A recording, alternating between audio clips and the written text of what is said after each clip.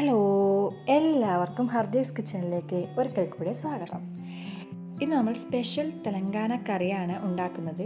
നമ്മുടെ നാട്ടിൽ സുലഭമായി കിട്ടുന്ന മുരിങ്ങാക്കോലും തക്കാളിയും അതുപോലെ തന്നെ ഉലുവയിലയും വെച്ചിട്ട് എങ്ങനെയാണ് ഈ സ്പെഷ്യൽ കറി ഉണ്ടാക്കുന്നതെന്ന് നോക്കാം.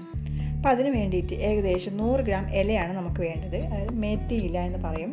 അതായത് നമ്മുടെ ഫെനോഗ്രീക്ക് ലീഫ്, ഉലുവയില, പിന്നെ 2-3 മുരിങ്ങാക്കോലും അതുപോലെ തന്നെ തക്കാളി, ബാക്കിയുള്ള സാധനങ്ങളും നമുക്ക് വേണം.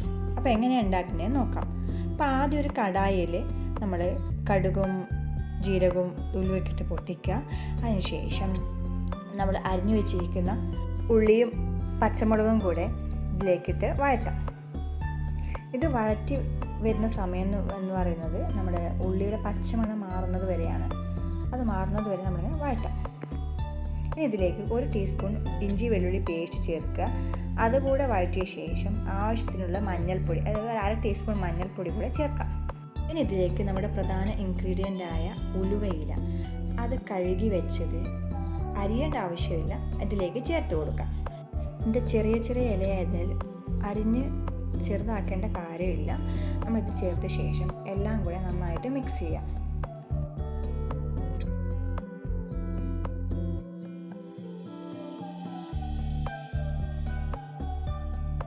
ഇനി ഈ മിക്സിലേക്ക് അരിഞ്ഞു വെച്ചിരിക്കുന്ന മുരിങ്ങാക്കോൽ 3 എണ്ണം, അഥവാ മൂളക്കായ്, അതുകൂടെ ചേർത്ത് ഇളക്കാം. ഇനി മസാലപ്പൊടി ചേർക്കുന്ന സെക്ഷനാണ്. അപ്പോൾ ആദ്യമായി തന്നെ മല്ലിപ്പൊടി, അതുപോലെ തന്നെ മുളക് പൊടി, പിന്നെ ഉപ്പ് എല്ലാം കൂടെ നന്നായിട്ട് ഇളക്കി യോജിപ്പിച്ച അതിനുശേഷം നമുക്ക് അരിഞ്ഞു വെച്ചിരിക്കുന്ന 2 വലിയ തക്കാളി ചേർക്കാവുന്നതാണ്. അപ്പോൾ ഈ കറിയിലേക്കുള്ള എല്ലാ ചേരുവയും ഇവിടെ ആയിട്ടുണ്ട്. ഇനി ഇത് ഒന്ന് ഇളക്കി കൊടുത്ത് ഒരു 10 മിനിറ്റ് അടച്ചു വേവിക്കാം. എന്നാൽ മാത്രമേ ആ മുരിങ്ങാക്കോലും അതുപോലെ തന്നെ ആ ഇലയും നന്നായി വെന്ത് കിട്ടുള്ളൂ.